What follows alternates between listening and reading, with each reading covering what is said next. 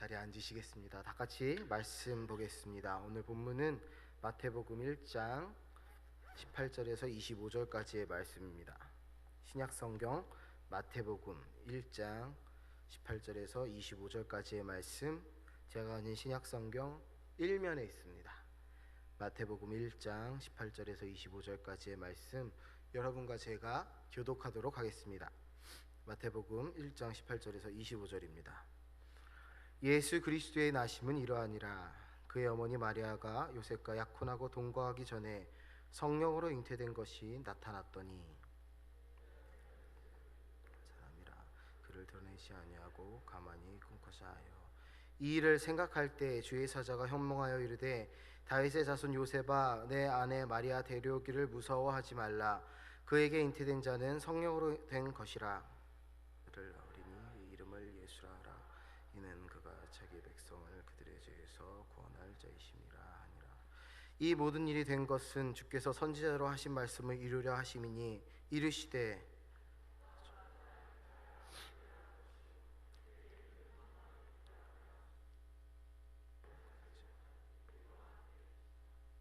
요셉이 잠에서 깨어 일어나 주의 사자의 분부대로 행하여 그의 아내를 데려왔으나 그들을 낳기까지 동심하지 아니하더니 나음의 이름을 예수라 하니라. 아멘. 여러분은 볼 때마다 그래도 하나님 주신 가장 제일 큰 마음은 행복감이고 사랑하는 마음인 것 같아요. 볼 때마다 이렇게 마음이 좋아요. 고맙고. 이 시간 제가 기도하고 말씀 전하도록 할게요. 주님, 부족한 종 하나님의 말씀을 대언하고 하나님 종을 통하여 말씀을 선포하실 때 우리 사랑하는 청년들 이 말씀 속에서 그리스도의 진리를 발견하고 더욱더 겸손하고 더욱더 바르며 하나님께서 기뻐하시는 온전한 사람으로 성장할 수 있도록 주님 도와주시옵소서. 죽는 날까지 우리는 완성되기 어려우나 우리 그리스도 예수를 닮아 완성되기 원합니다. 주님, 오늘 요셉을 통하여서 주시는 말씀 우리 마음속 깊이 새기고 또 그리스도 예수를 닮아가게 하여 주시옵소서. 예수님의 이름으로 기도합니다. 네. 반갑습니다. 제가 죄송해요. 감기가 걸려서 딩딩딩거리고 헛소리를 해도 감기 걸렸구나 라고 생각하시고 여러분 잘 걸러서 하나님의 복음을 들으시기 바랍니다. 여러분, 의인이라는 단어 많이 쓰죠. 의인. 특히 우리 신앙공동체에서 의인이라는 단어 자주 들어요. 그죠? 의인이라 하면 보통 그 일반 사전에서도 우리 기독교에서 많이 쓰는 단어라고 얘기를 해요. 구원원에 입각해 하나님을 믿는 신앙인 그리고 구원의 확신을 가진 사람을 우리는 의인이라고 합니다. 구원의 확신을 가진 사람. 더 정확하게는 의롭다 일컬어지는 사람, 아니 의롭게 부르심을 입은 사람을 의인이라고 하죠. 우리 신약 성경의 서신서의 시작을 알리는 로마서에 보면 가장 중요한 이 기독교 교리 그 중심 사상이 나와요. 그게 이신 칭의 혹은 이신 득의. 하나님이 그를 가리켜 의롭다 하셨다. 의롭다함을 얻었다. 칭하였다라는 뜻이에요. 예수님은 이 땅에 의인을 부르러 오신 것이 아닙니다. 우리가 죄인 되었을 때 그분이 우리를 구원하셔서 우리는 의인이 돼요. 누가복음 5장 32절을 함께 보면 여러분이 한번 읽어주실까요? 시작.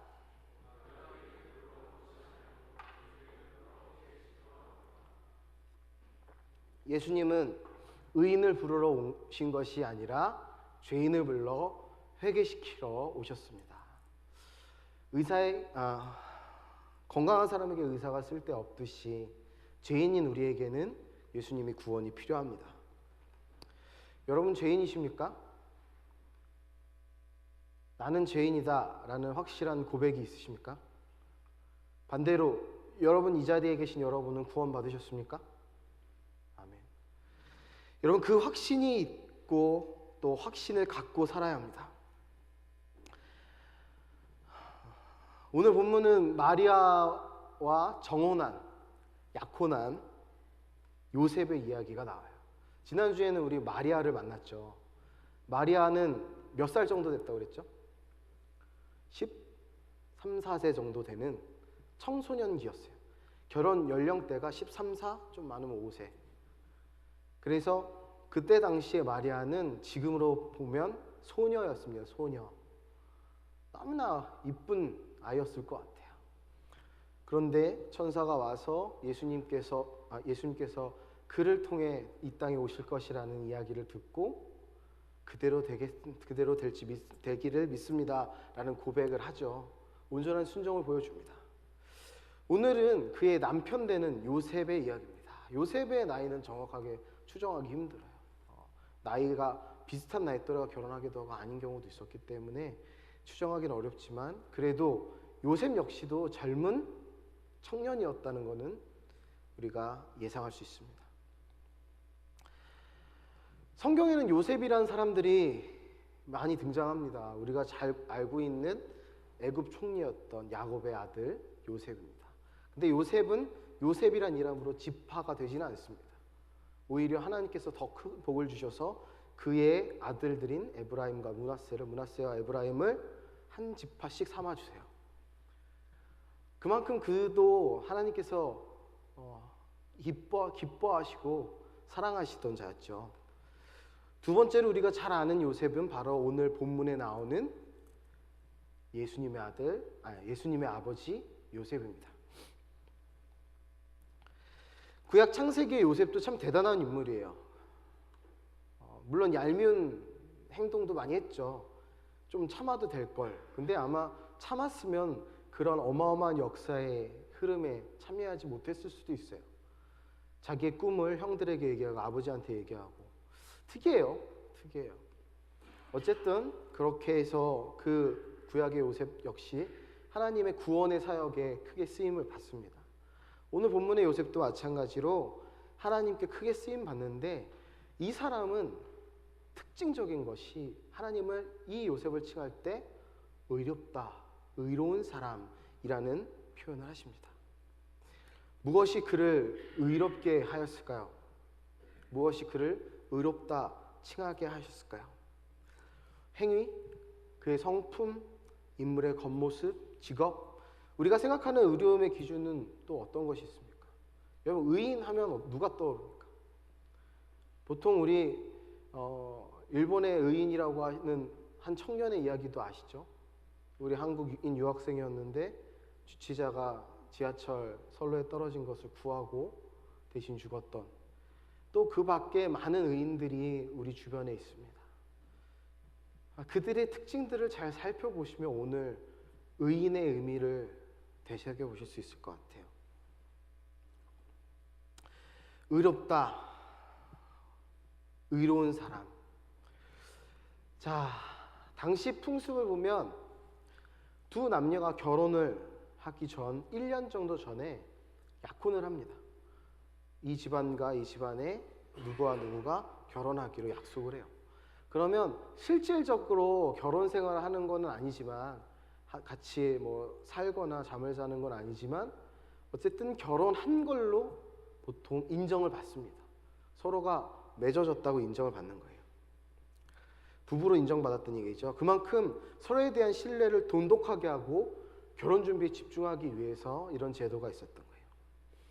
그런데 약혼녀인 마리아 13세, 14세 정도 된 마리아가 잉태되었다는 소식을 들어요. 물론 성령으로 잉태된 거예요. 그런데 요셉의 입장에서는 성령으로 잉태되었다는 그 사실을 알기 전에는 어떤 마음이 들었을까요? 엄청난 배신감이 있었을 거라 예상합니다. 이 사강을 아주 간단하게 우리가 보면 여러분이 연애를 하시는데 여러분의 남자친구 혹은 여자친구가 갑자기 아이를 가졌다라는 이야기를 하는 거예요. 그러면 어떻겠어요? 배신감이 이로 말할 수 없죠.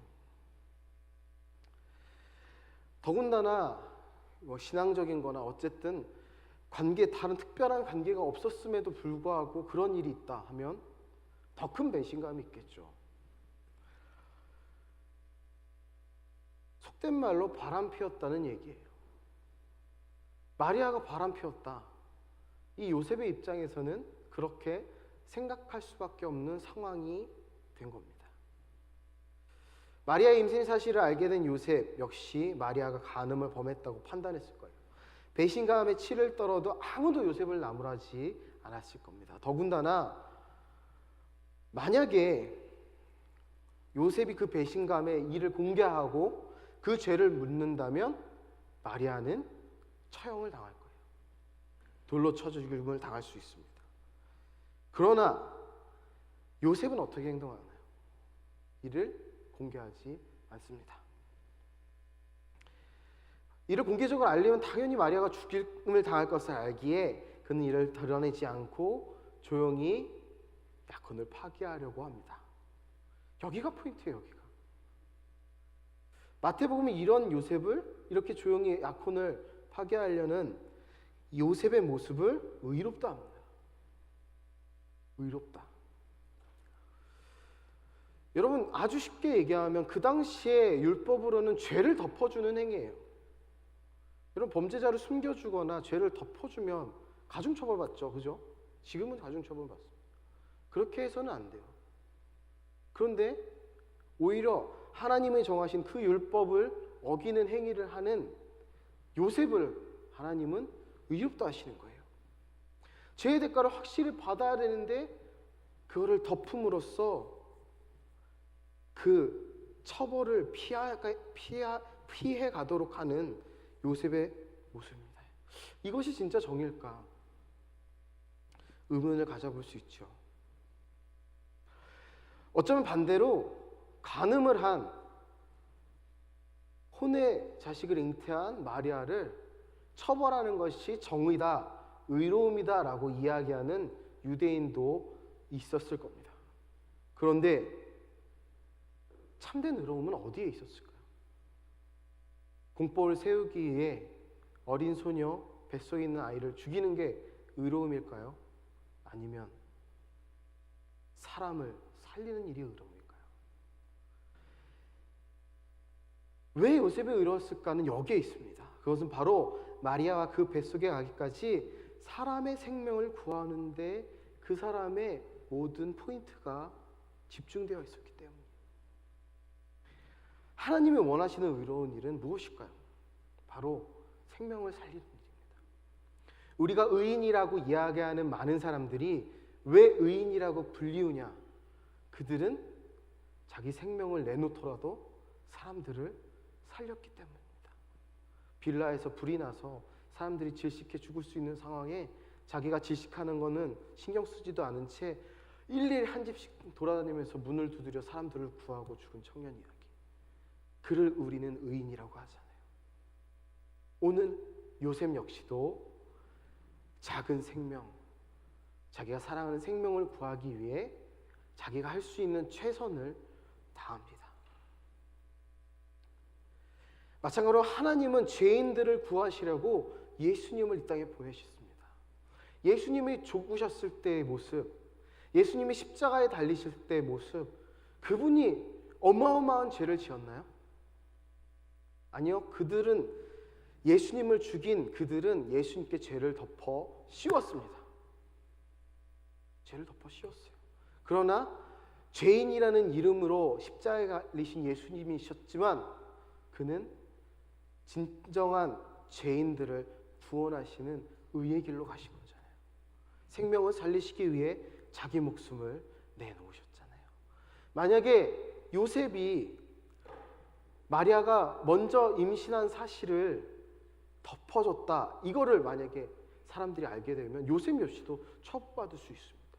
그런데 그렇지 않고 그런 거를 두려워하지 않고 마리아를 살리기 위해 행동합니다. 이런 것들이 하나님의 뜻에 부합했다는 거죠. 그렇다면 요셉에게 주어진 의인이란 칭호만이 중요한 의미를 본문에서 내포하고 있을까요? 모든 성경에는 각 성경의 인물들을 통해 그들의 사명을 나타내십니다. 그럼 오늘 요셉의 사명은 무엇일까요? 마리아에게도 사명을 부어주셨듯이 요셉에게도 그에 걸맞는 사명을 부어주셨는데 그것이 무엇일까요? 요셉의 사명은 아주 간단합니다. 방금 제가 의인으로 불린 이유가 무엇 때문이랬죠? 무엇 때문에 의인이라 불린다고 그랬어요? 뭐를 살리려고? 생명을 살리기 위한 그의 모습이 의인이라고 그랬잖아요. 바로 이것이 또한 요셉의 사명이었던 거예요. 끝까지 살리기 위해 성령으로 잉태된 것을 알고 마리아를 데리고 오죠. 만약에 데리고 오지 않고 끝까지 그냥 뒀다면 어떤 일이 벌어졌을까요? 마리아는 도망자 신세가 됐을 거고요.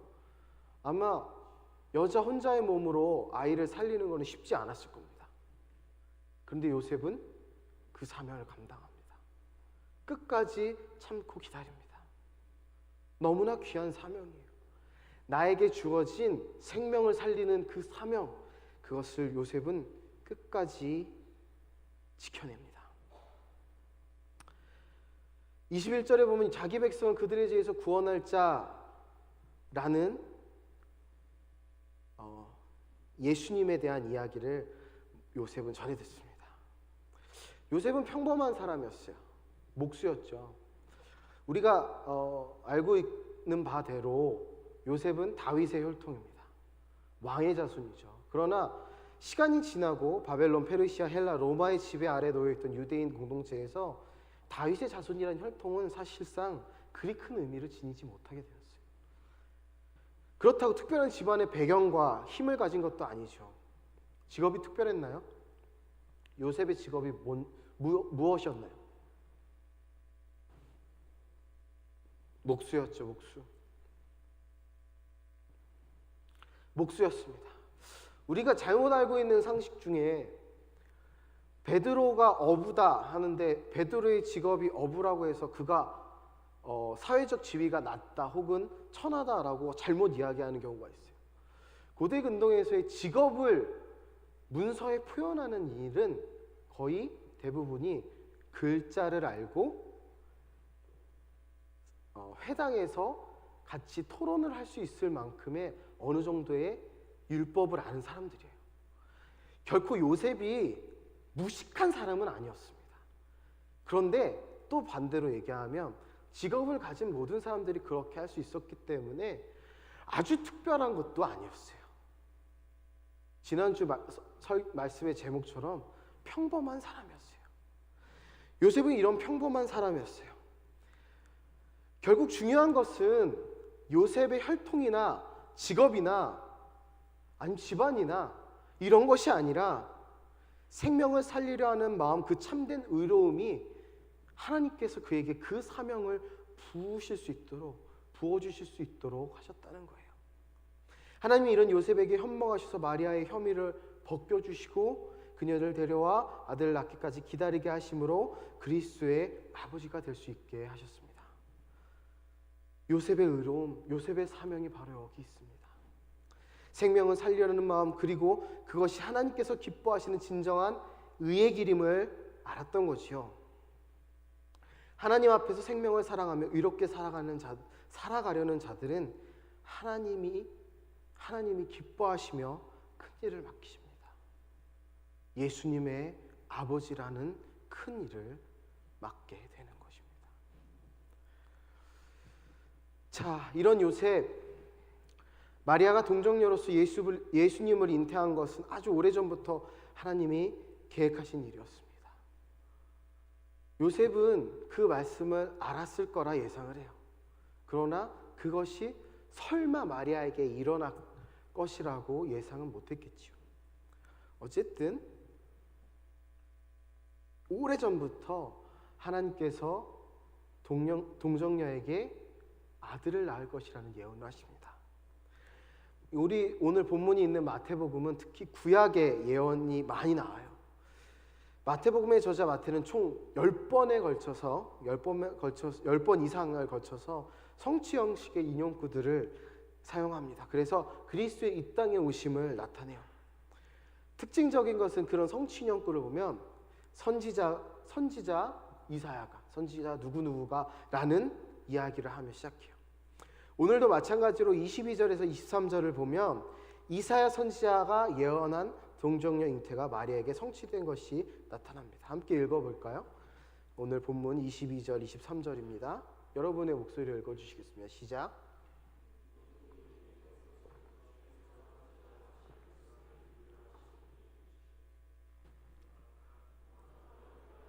낳을 것이요 그의 이름을 임마누엘이라 하리라 하셨으니 이를 번역한즉 하나님이 우리와 함께 계시다 함이라. 아멘. 이 말씀은 이사야서 7장 14절의 말씀이 그대로 이루어진 거예요. 함께 또 볼까요? 이사야서에 어떻게 나와 있는지. 자, 이사야서 7장 14절 말씀입니다. 다 같이 읽습니다. 시작. 그러므로 주께서 친히 보라, 처녀가 잉태하여 아들을 낳을 것이요 그의 이름을 임마누엘이라 하리라. 아멘. 하나님의 놀라운 역사가 요셉의 가문을 통해 예언 그대로 성취되는 모습입니다.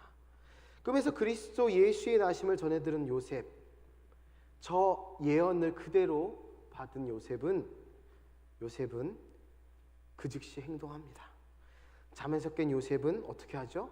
바로 가서 마리아를 데리고 오죠. 집으로 데려옵니다. 데리고 오되 동참하지 않으므로 자신에게 주어진 계시에 순종합니다. 너무나 사랑하는 그녀였지만 하나님의 사명을 부여받은 요셉은 자신이 지켜야 할 것이 무엇인지 정확하게 알고 끝까지 지켜서 하나님의 역사에 동참한다는 거죠.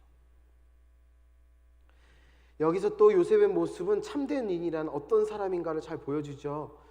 의인은 결코 율법을 문자적으로 해석하지 않습니다. 문자적으로 해석하지 않아요. 율법에 문자적으로 적용하게 되면 마리아는 죽어 마땅하는 간음을 저지른 여자였지만 하나님의 현몽과 그분의 지혜로 또 그분의 역사하심으로 생명을 살리고 그리스도 예수의 이 땅 오심을 준비한 귀한 사명을 실행합니다. 내 안에 문자적인 해석, 자의적 해석, 예배에 대해, 삶에 대해 내 마음대로, 내 기준대로 해석하고 행동하지 않고 하나님의 뜻을 헤아려 행동하는 자가 바로 의인이라는 거죠. 내가 어떤 예배를, 어떤 삶을 드려야 하는지, 내 입술에서 나와야 되는 말이 무엇인지, 예배에서 무엇이 중요한지, 삶에서 무엇이 중요한지, 내가 행동하는 것이 무엇이 어떤 은혜를 끼칠지에 대해서 반드시 생각해야 됩니다.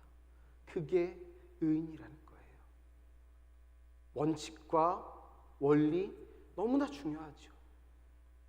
근데 사람을 살리기 위한 말 한마디가 천냥빚 갚는다는 얘기도 있죠. 말 한마디가 사람도 살려요. 그렇기 때문에 그 말 한마디 한마디에 은혜를 담도록 여러분 노력하시기 바랍니다.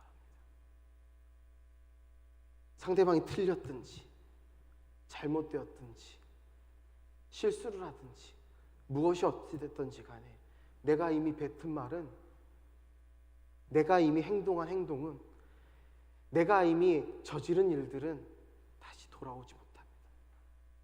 그렇기에 하나님의 사명을 부여받은 의인으로 부르심을 받은 우리는 은혜를 위해, 은혜를 끼치기 위해 살아야 합니다.